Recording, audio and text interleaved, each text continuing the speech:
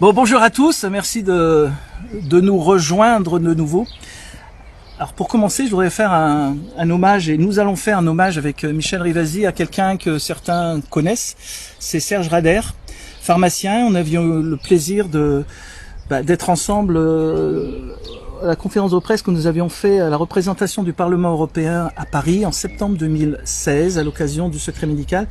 Et il était venu aussi en juin 2014 sur le garde d'asile, un lanceur d'alerte absolument extraordinaire, malheureusement, qui est décédé lors d'un remplacement de pharmacien en Guadeloupe, dans des circonstances qui visiblement ne sont pas forcément liées à la Covid, mais surtout à une hospitalisation. J'en dirai pas plus, parce que de toute façon, je ne connais pas le fond du dossier, mais attention aux éventuelles informations qui sont peut-être sur le net et qui mériteraient certainement d'être vérifiées. Donc Michel, bonjour. D'abord, merci. Parce qu'on s'est rendu compte qu'on était, j'allais dire, pas loin de chez toi. Chut. On est dans une région en France, entre les montagnes, les océans, et puis donc on se connaît depuis un certain nombre d'années. Et puis, il y a deux choses qui seraient intéressantes. C'est peut-être refaire une toute petite analyse de la capsule au niveau du CSI que tu nous avais fait sur l'opacité ou la transparence, ça dépend si on est optimiste ou pessimiste, des contrats vaccinaux au niveau de l'Europe. Peut-être que depuis que tu es intervenu, c'était il y a 1 mois et demi, je crois, il y a peut-être eu des événements. Et puis peut-être parler, puisqu'on en avait abordé, quand on avait abordé le secret médical, c'est le pass vaccinal, qui a été mis au journal officiel le 1er juin, donc c'est il y a 2 jours, pour une mise en application le 7 juin, je crois. Qu'est-ce que c'est que ce pass sanitaire, ce pass vaccinal, ce passe partout, ce pass tout court, qui visiblement a été légiféré, ça y est. Et voilà, donc Michel, si tu pouvais nous expliquer, puis après on posera des questions. Merci. D'accord, très bien. Merci à tous. Je suis très contente de te retrouver dans mon département. Alors, je vais vous parler sur le plan européen, ce qui se passe. D'abord, sur l'histoire des contrats de vaccins. Parce que suite à la pandémie, vous savez qu'il y avait 4 pays, dont la France, qui avaient voulu commencer à acheter des vaccins de façon groupée. Et quand la commission a vu ça, ils se sont dit, mais s'il y en a 4, pourquoi pas 27 ? Et donc, ils ont dit, si on fait des commandes, il faut que ce soit des commandes groupées pour pas qu'il y ait une concurrence entre les pays. Parce que les pays qui ont les moyens vont acheter des vaccins, et les pays qui ont moins de moyens, vous voyez, ils vont être démunis face au prix des vaccins. Donc ça, c'était une très bonne chose, je trouve, de faire des achats groupés. Donc, la commission a dit, mais faire des achats groupés, il y aura ce qu'on appelle des contrats de préachat, et pour ça, il faut un vote du Parlement européen. Donc, très vite, donc c'était en 2020, très vite, ils nous ont fait voter à peu près, c'était 2,2 milliards d'euros pour qu'il y ait les négociations avec les laboratoires français.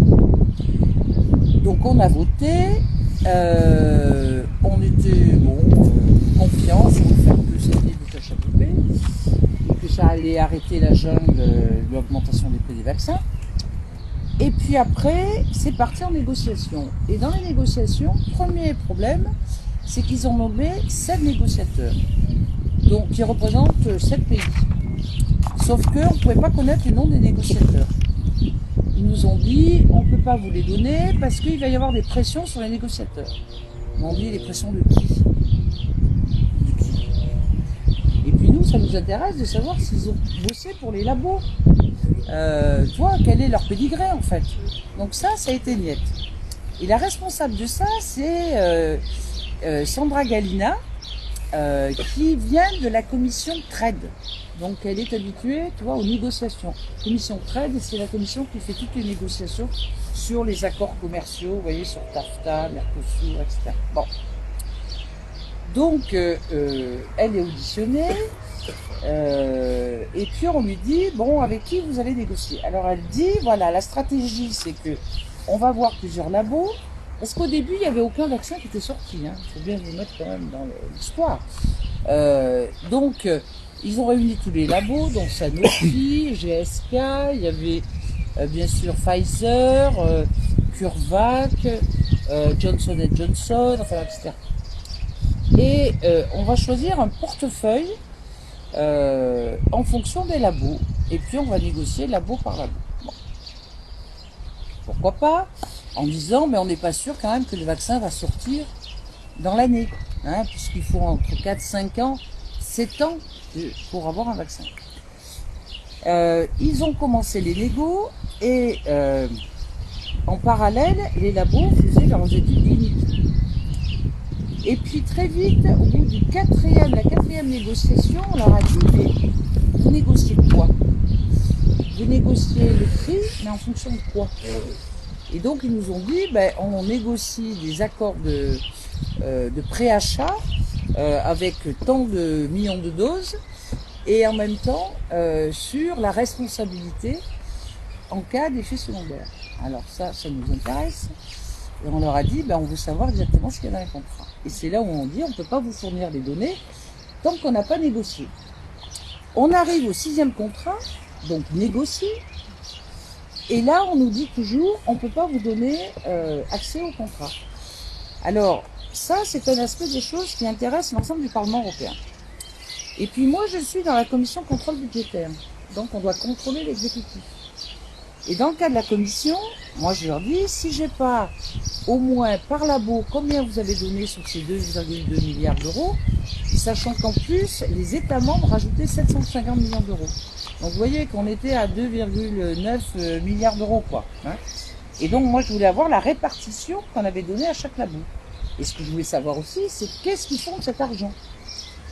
Est-ce qu'ils le mettent dans la production des vaccins? Est-ce qu'ils les mettent dans la recherche et développement? Tu vois, est-ce qu'ils les mettent dans le marketing? J'en sais rien, moi. Mais où va ça? Et là, c'était, on ne peut pas vous les donner, c'est secret d'affaires. Bon.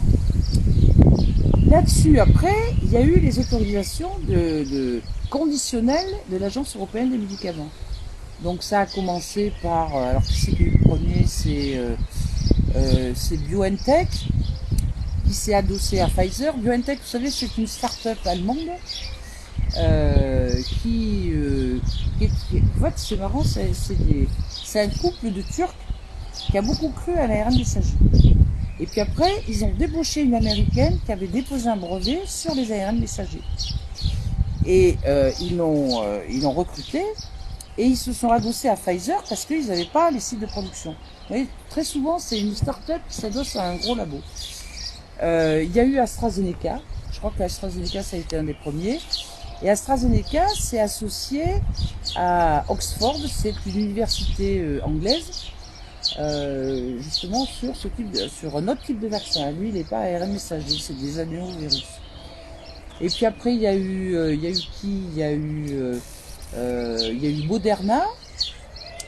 Ça, c'est un Français qui a monté une start-up aux États-Unis à base d'ARN messager. Puis après, il y a eu Johnson & Johnson. Donc il y en a 4 à l'heure actuelle qui sont autorisés au niveau des vaccins. Mais toujours refus de nous donner les contrats. Alors moi j'ai eu 2 stratégies. La stratégie, la commission contrôle budgétaire.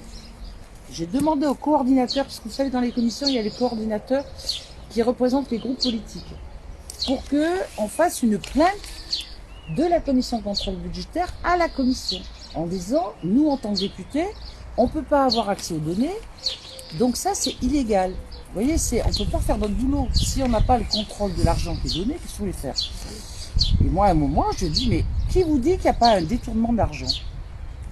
Mon Dieu, détournement d'argent, mais je leur ai dit, mais peut-être cet argent n'a servi qu'à payer les actionnaires, à la limite, ou à augmenter le salaire du directeur. Qu'est-ce que je peux savoir? Moi, je ne sais pas. Cet argent, bon. D'autant plus qu'on a eu des infos, parce que vous savez, quand c'est secret, c'est jamais secret, par les Italiens et par la secrétaire du budget belge, qui, étant harcelée par ses citoyens belges, avait tweeté le prix des vaccins.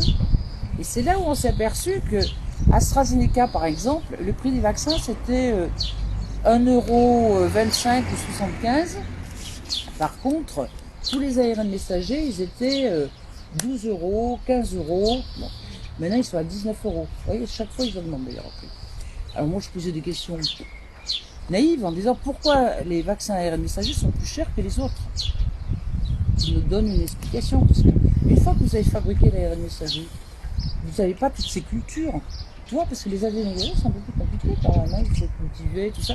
Alors que les ARN messagers, bon, enfin, pas de réponse.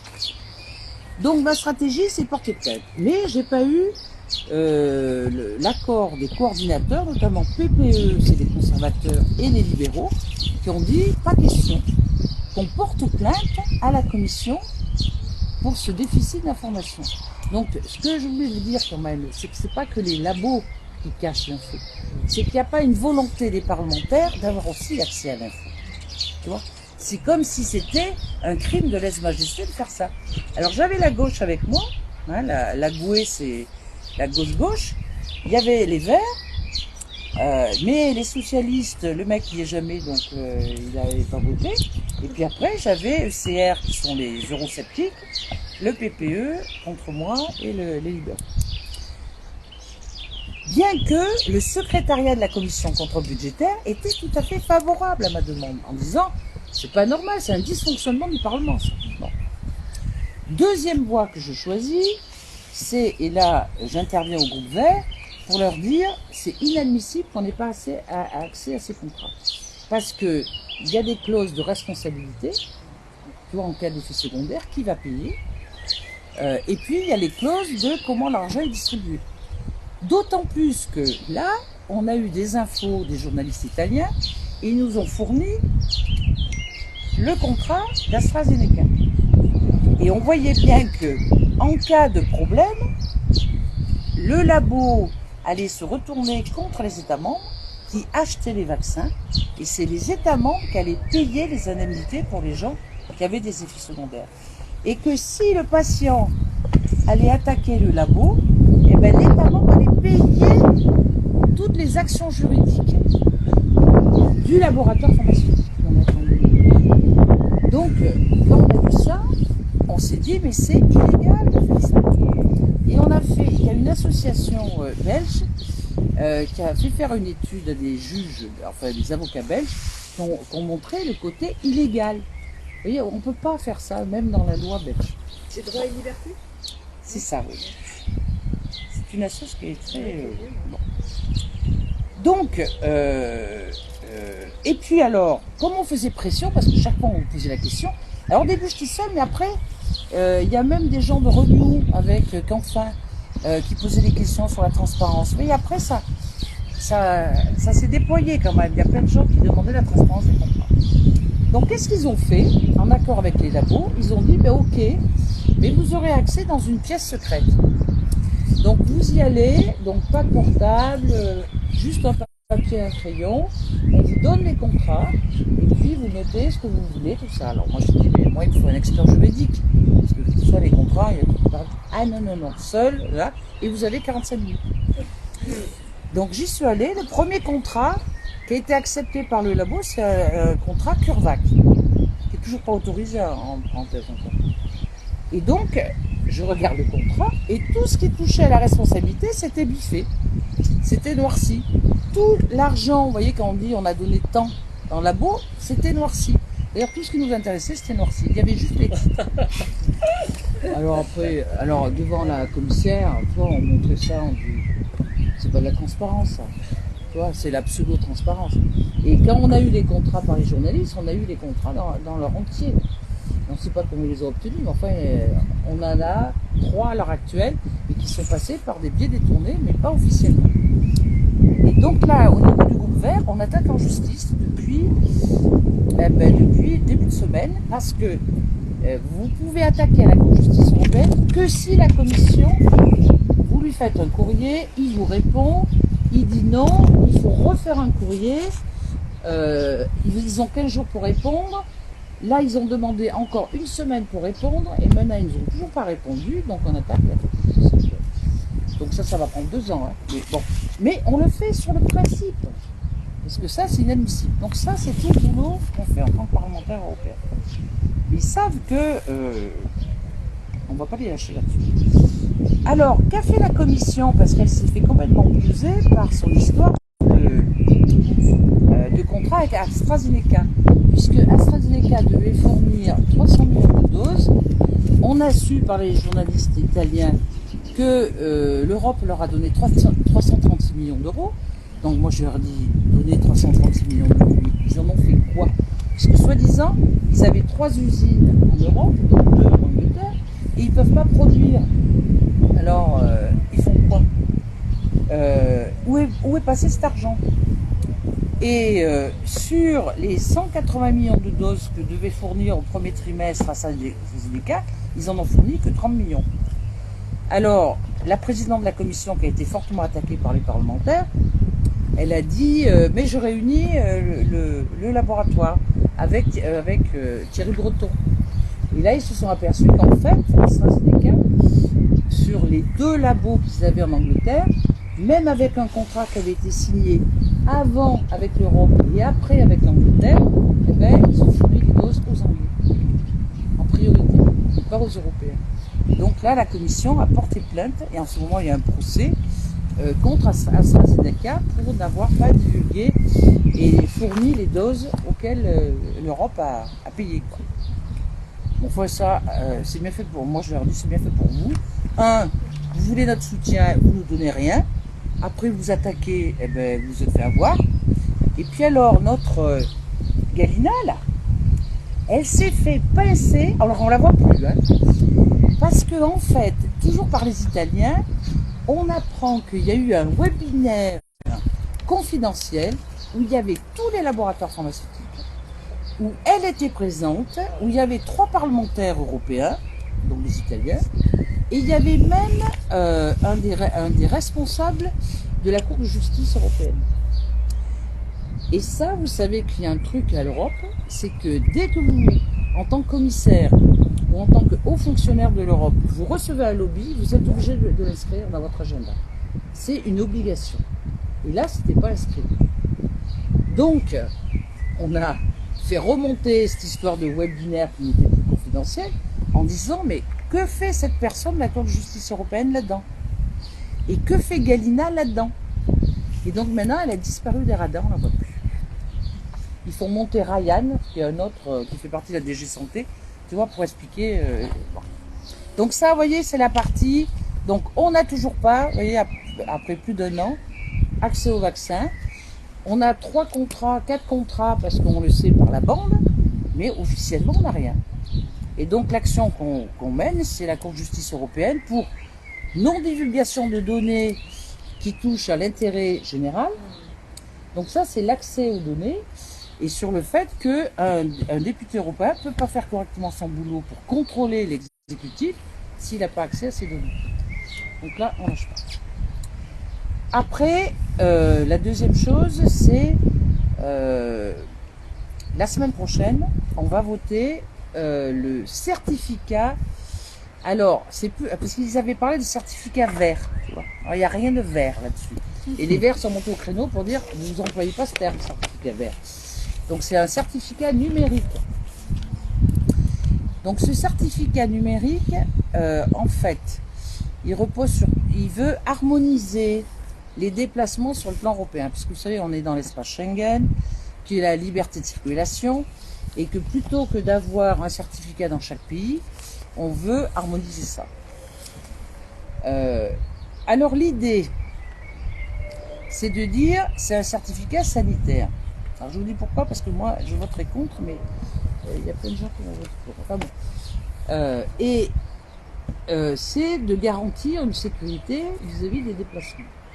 Mais c'est surtout parce que certains pays comme l'Espagne, l'Italie, la Grèce, ils ne vivent que de tourisme. Et s'il n'y a pas une liberté de circulation, ils n'ont plus de touristes. Donc ils ont fait pression au niveau du Conseil des États pour dire il faut franchement, alors ils parlaient de passeport, donc nous passeport on a dit non, c'est pas un passeport, de certificat, vous voyez, pour que les gens puissent se déplacer. Mais ils font comme si ce certificat c'était un certificat de sécurité. Or, quand on reprend, il faut quoi? Il y a 3 choses qui sont demandées. C'est être vacciné, mais être vacciné, c'est pas ne pas transmettre le virus, puisque à l'heure actuelle, il y a quand même des études qui montrent que vous pouvez être vacciné et transmettre le virus. C'est de faire des PCR de 72 heures. Mais on a vu des exemples où les gens, Serge Rader, qui a fait une PCR qui était négative, et quelques jours après il était positif. Donc c'est pas une garantie vous voyez, de ne pas transmettre le virus. Et la troisième chose, c'est d'avoir été infecté par le Covid. Et donc là, il n'y a toujours pas les critères. Est-ce que c'est d'avoir des anticorps, c'est d'avoir un certificat d'hospitalisation? Il n'y a pas de critères pour... non. Voilà, alors si vous avez ces éléments-là, vous pouvez prendre l'avion, prendre le train, et les Espagnols disent, mais nous, vous avez un des trois, vous êtes acceptés, etc. Et moi je dis, c'est une fausse sécurité. C'est-à-dire, on le vend comme si c'était sécuritaire, alors que c'est pas sécuritaire. Et puis après, la deuxième chose sur laquelle on s'est beaucoup bagarré, c'est l'histoire du prix du PCR, enfin de ces tests. Parce que nous, en France, c'est la Sécu qui paye, mais la personne ne paye pas. Mais vous allez en Espagne, c'est quand même 100 €. Et donc, pour les jeunes, 100 €, ou pour une famille, eh ben, ça commence à faire. Et en plus, si vous voulez l'avoir de suite, rapidement, c'est 120 €. Vous voyez, ils augmentent le prix en fonction de la rapidité du résultat. Donc nous, on a dit, ça, c'est discriminatoire. Et puis, on était très sensible à la protection des données personnelles. Parce qu'on ne voulait pas que ça soit, que les données soient centralisées avec un serveur unique.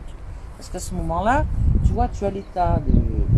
On voit si tu es vacciné ou pas, on voit si tu as eu le Covid ou pas, et puis tu as un QR code qui fait que ces données, on ne sait pas où ça va aller. Bon. Donc il y a eu des trilogues, parce que ça a été voté une première fois. Après, vous savez, un trilogue, c'est, une fois que ça a été voté par le Parlement européen, ça passe aux États et à la Commission. Vous voyez, après, c'est en tripartite. Et là, c'est la guerre. Parce que nous, parlementaires, on défendait l'idée que, il fallait faire la protection des données personnelles, donc pas de centralisation. Et on disait, si certains ont un QR, on veut aussi un papier. Parce que, tu vois, tu as juste le papier, il n'y a pas de centralisation. Donc ça a été accepté. Par contre, les tests gratuits, ça n'a pas été accepté parce qu'ils ont dit c'est aux États membres à payer. C'est les États membres, ils font ce qu'ils veulent. Alors on a débloqué 100 millions d'euros, mais c'est pas avec 100 millions d'euros que tu arriveras à résoudre les problèmes en Grèce ou en Espagne. Puis dans d'autres pays, en Croatie aussi, tu vois, c'est cher, quoi. Et quoi d'autre bon. Alors j'ai eu une discussion ce matin, là, il y avait toute une discussion avec le groupe vert. Alors il y en a certains qui vont voter pour, parce qu'ils se disent, il vaut mieux avoir un certificat harmonisé sur l'ensemble de l'Europe, plutôt que chaque pays qui va faire un peu sa propre cuisine. Sauf qu'elle existe déjà, la propre cuisine. Parce que regardez les touristes anglais, que vous soyez en France ou en Allemagne, ils seront mis en quarantaine. Alors qu'en Espagne, ils sont acceptés. Donc déjà, il y a une discrimination. Donc, alors il y a deux positions. Il y a des gens qui sont pour l'harmonisation, et puis il y a des gens comme moi qui disent que c'est un faux certificat de sécurité. Et puis après, ils vont se servir de ça pour dire, ben, vous voulez aller au spectacle, présentez votre certificat. Donc vous voyez, vous allez après sur vos libertés personnelles. Voilà où on en est. Merci beaucoup Michel, c'est fou parce qu'en fait tu avais dit dans ton introduction en septembre 2016 justement tout le danger de ce hub data, ouais. Health Data Hub. Donc en fait la crise Covid n'a été là que pour accélérer les mesures. Mais ces mesures, on voit bien qu'elles ont été créées depuis des années et que Inch'Allah pour ceux qui en sont les bénéficiaires, notamment les actionnaires. Moi j'aurais une question, tu te rappelles l'article 49 de la loi santé, puisque c'était le leitmotiv de notre conférence sur les données de santé qui était qui par l'ISDN, l'Institut National de Santé de Données, ou des données de santé, je sais plus, permettait aux assureurs, et donc toutes ces associations ou structures à but lucratif, puisqu'il est marqué dans le texte de loi l'article 49, 49, sur la loi santé 2016, je crois, que ces données médicales pouvaient être données donc à ces entreprises à but lucratif. Est-ce qu'au niveau européen, il y a le même genre de choses? Est-ce qu'il y a le même genre de législation qui permet aux données de santé donc européennes, et donc via ce carnet, ce certificat vert numérique, est-ce qu'au niveau européen, il y a aussi quelque chose qui permet au privé, enfin aux activités? Ben, écoute, normalement l'Europe est très sensibilisée sur la protection des données. Tu vois, la directive RGPD, elle est pour protéger le consommateur, le patient, etc. Maintenant, sur la santé, comme la santé, c'est pas une compétence européenne, les États membres, en fait, et c'est typique de la France, ça. Parce que la France, regardez le Stop Covid, eh ben c'est centralisé. Alors que dans le règlement qui va être adopté, on refuse la centralisation. Donc après, les États membres, ils font ce qu'ils veulent. Donc je dirais que sur le plan européen, il y a quand même une directive qui essaie de protéger. Sauf que, un, tu n'es pas à l'abri des hackers, et deux, tu n'es pas à l'abri, parce qu'on le voit maintenant dans les essais cliniques, qu'il n'y a pas des données, tu vois, qui vont être utilisées à des fins même de recherche. Et donc ça, à chaque fois, nous, on est assez vigilants. Mais moi, j'avoue que ça me dépasse un peu. Et je crois que s'ils veulent accéder à ces données, ils pourront le faire. Même si, tu vois, il y a une directive qui est quand même assez vigilante là-dessus.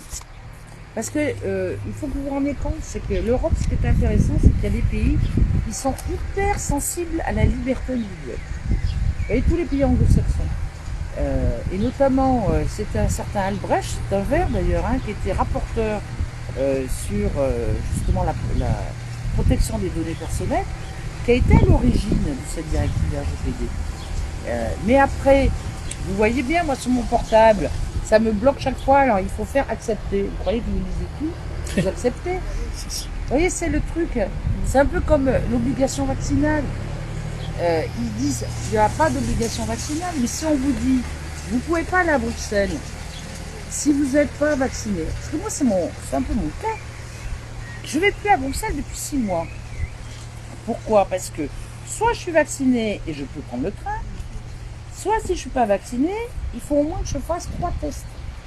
Un test avant de partir, vous voyez, 72 heures, donc ici il faut que j'aille à Delphi, faire mon test, en plus je pars le lundi, je n'ai même pas forcément les résultats. Après, vous pouvez, il va fonctionner que 72 heures, donc comme je reste jusqu'à jeudi, il faut que je fasse un autre test, entre, et avant de partir, il faut que je fasse un 3e test. Alors moi, l'histoire PCR avec le truc, non. Donc je fais tout en visioconférence. Mais vous voyez que c'est après, on est un peu coincé, quoi. Ouais, c'est une obligation indirecte. Donc voilà, si vous avez des questions, donc c'est hyper intéressant. Comment l'Europe les députés européens ont pu accepter des vaccins, des vaccins avec les grands laboratoires, sans être sûr, sans avoir la responsabilité engagée de ses propres vaccins, de ceux qui ont créé ces vaccins. Comment ça peut être accepté, ça? Alors, ils sont pas responsables de ce qu'ils font. Comment est-ce possible? Alors, il y a 2 grandes législations. Ils ont été auditionnés, les labos. La législation américaine fait qu'il y a une exemption des labos vis-à-vis de toute responsabilité. Ça, c'est les Américains. Quand ils sont venus, ils ont été auditionnés par les députés européens. On leur a posé la question. Mais ils disent, vous voulez des vaccins? Ben, vous ne nous posez pas de conditions. Et bien parce qu'aux États-Unis, on leur demande rien. Tu vois, ils ne sont pas responsables. Et alors, ils jouent sur l'autorisation conditionnelle ou l'autorisation d'urgence. Quand un État te commande quelque chose, parce qu'il y a une urgence sanitaire, eh bien ça dédouane les labos de toute responsabilité. Et dans le cas de l'autorisation conditionnelle, parce qu'on est en autorisation conditionnelle, eh bien, tu vois, ils surfent là-dessus pour dire, et d'ailleurs dans les éléments qu'on a, tu vois, sur les contrats de vaccins, ils jouent là-dessus. Et puis après, ils ont joué sur la peur, parce que tu as plein de gens qui disaient, mais il ne faut pas donner des contraintes au labo, il faut qu'ils nous sortent les vaccins. Parce que tu vois, il faut se mettre dans l'histoire. Au début, on n'avait pas de vaccin. Et donc, arrêtez, tu vois, ils engueulaient les écolos, arrêtez de demander des comptes. Quand je me suis bagarrée sur la dérogation de la directive OGM, parce qu'on savait que la plupart des vaccins allaient être génétiquement modifiés. Tu vois, les adénovirus, c'est des vaccins génétiquement modifiés. Eh ben, ils ont dit, pour pouvoir fabriquer des vaccins, il faut faire sauter la dérogation sur les OGM qui demandent des études environnementales et de toxicité.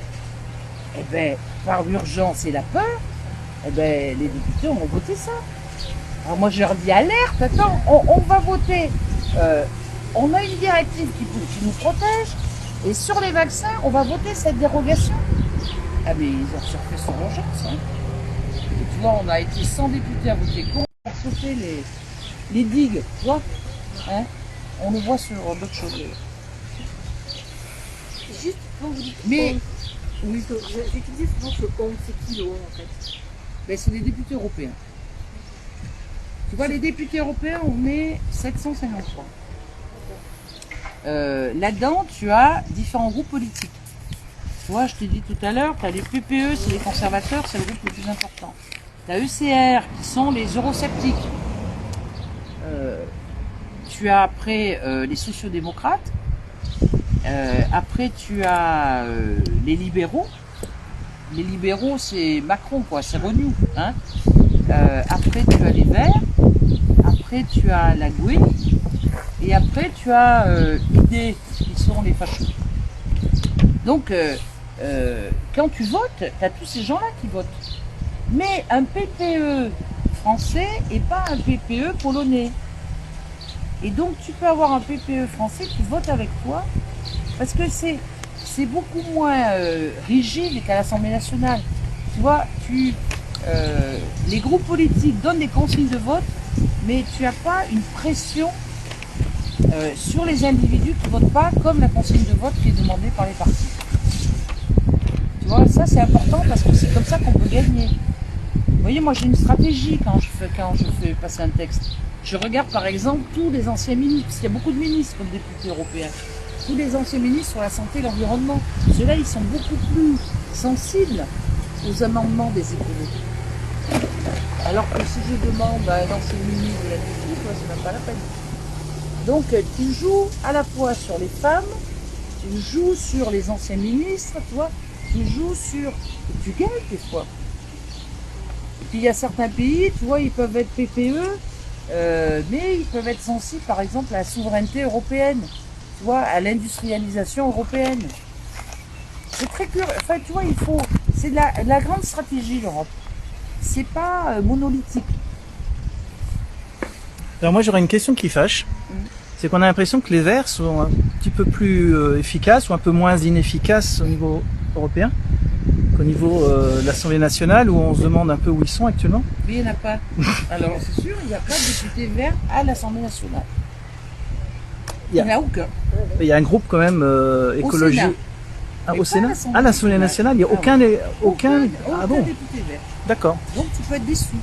Ben non, néanmoins, le Sénat a voté comme une seule voix avec les Verts le passeport santé. Alors ils se sont abstenus. Et alors, justement, ils se sont abstenus parce qu'il y a eu des pressions de par la hiérarchie des Verts, ou ils se sont abstenus par conviction personnelle, ce qui pose un vrai problème par rapport à ce que tu dis au niveau européen. Mais attends. Ah, c'est une question qui peut fâcher, hein. Non, mais moi ça ne me fâche pas, c'est un vrai débat au niveau des Verts.